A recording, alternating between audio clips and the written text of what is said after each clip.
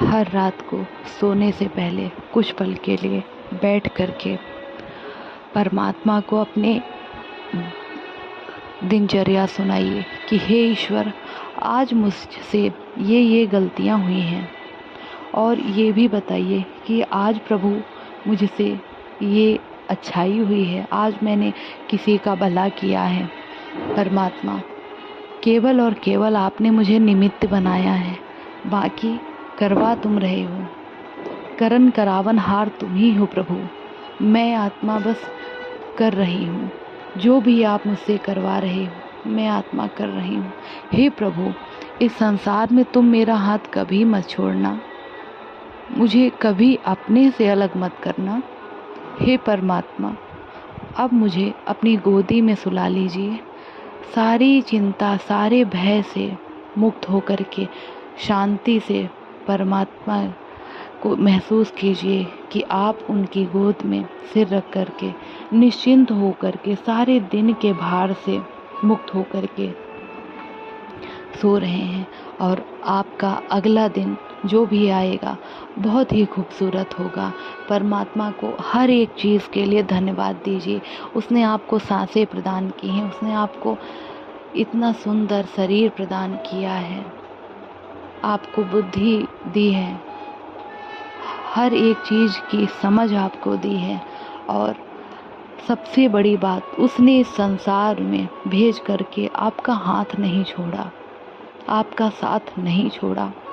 अगर ऐसी प्रार्थना करते समय आपको रोना भी आ जाए, आपके आंसू बहने लगे, तो उन्हें बह जाने दीजिए, क्योंकि ये हमारे भीतर भरे हुए बहुत ज़्यादा भार होता है। जब भी हम आंसुओं के द्वारा अपनी प्रार्थना को परमात्मा के आगे कहते हैं, परमात्मा से हम अपने दिल की बात कहते हैं, तो ये आंसू जो कि एक भार के तरीके से हमारे सिर का बोझ बन जाते हैं, ये बाहर निकल करके हमें हल्का करते हैं। और जब हमारे आंसू बह रहे होते हैं, तब हम परमात्मा के सबसे ज़्यादा निकट होते हैं, सबसे ज़्यादा निकट होते हैं, क्योंकि उस समय हमारा हृदय शुद्ध हो चुका होता है, हमारी आत्मा बेहद ही बेहद पवित्रता से भर चुकी होती है। जैसे कि ये सारा जाला हमारे भीतर का साफ हो चुका होता है, और हम सबसे निकट हो जाते हैं उस वक्त परमात्मा के। माना कि इस दुनिया में, इस संसार में कष्ट है, हर एक आत्मा के साथ है, पर इन चीज़ों के होते हुए भी मुझे आध्यात्मिकता का एक मार्ग परमात्मा ने दिया है, उसने मुझे कभी नहीं छोड़ा, उसके लिए उसको धन्यवाद दीजिए।